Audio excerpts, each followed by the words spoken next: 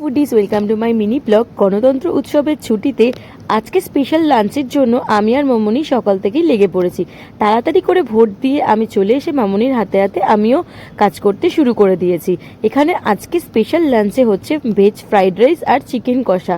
Veg fried রাইসের জন্য আগে থেকেই রাইসটা স্টিম করে রেখে দেওয়া হয়েছিল। এখন ভেজিস আর গরম ঘিতে রসুন ফ্রাই করে সেগুলো আমরা লেয়ারিং করছি। আর একদিকে আমাদের এদিকে চিকেনের জন্য প্রিপারেশন নেওয়া চলছে।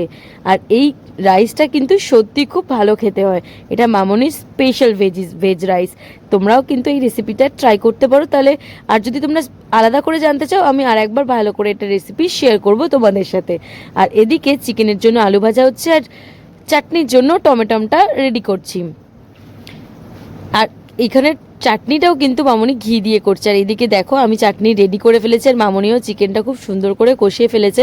একদম বিয়েবাড়ির স্টাইলে আজকে রান্না হচ্ছে, কারণ দুপুরবেলায় আসবে পিসি আর শ্রেয়া। আর এদিকে আমার ভাই তো আছেই, মানে আমার ছোট্ট দেওর। একদিকে যেমন চিকেন কষা রান্না সব কিছু চলছে, আর অন্যদিকেও ঝমঝমিয়ে চলে এলো হালকা করে একটু বৃষ্টি আর ঝোড়ো হাওয়া। এই ভোটের দিনে সুন্দর একটা ওয়েদারে লাঞ্চটা কিন্তু আজকে জমে যাবে। যেমন চিকেন কষা হতে শুরু হয়ে গেছে, সঙ্গে সঙ্গে আমিও টেস্ট করার জন্য বাটিতে একটু করে চিকেন কষাটা নিয়ে নিয়েছি, যেটা সবার নিশ্চয়ই খুব ফেভারিট। আর এই দেখো আজকের আমাদের লাঞ্চ। খুব সবাই মিলে একসাথে হই হই করে খাওয়া দাওয়া করে আমরা বসে পড়েছি সবাই মিলে একসাথে সিরিজ দেখতে। মাধুরী দীক্ষিতের এই সিরিজটা কিন্তু খুবই দারুণ হয়েছে, থ্রিলিং একদম। আর সব কিছু শেষে আমরা সবাই মিলে ছাদে চলে এসেছি একটু আড্ডা মারতে। ছাদে আড্ডা দিতে দিতে যেই না আইসক্রিমটা অর্ডার করেছি, সঙ্গে সঙ্গে কোথা থেকে চলে এলো এক কালবৈশাখী। আরে বাপ রে বাপ, ঠান্ডা লাগছে, মানে হেভি ঠান্ডা লাগছে। আমাকে দেখা যাবে। তুমি কি বলতে চাইলে, এর মানেটা কি? আমি বলছিলাম এদিকে, তাহলে আমাদের সবাইকে দেখা যাবে। আগের কথাটার মানে কি বোঝাতে চাইলে? এই দেখ তোকে দেখা যাচ্ছে, হাই কর। হ্যালো গাইস, আমরা এখন ঝড়ের মধ্যে হাওয়া খেতে উঠেছি ছাদে। এই যে শ্রেয়ার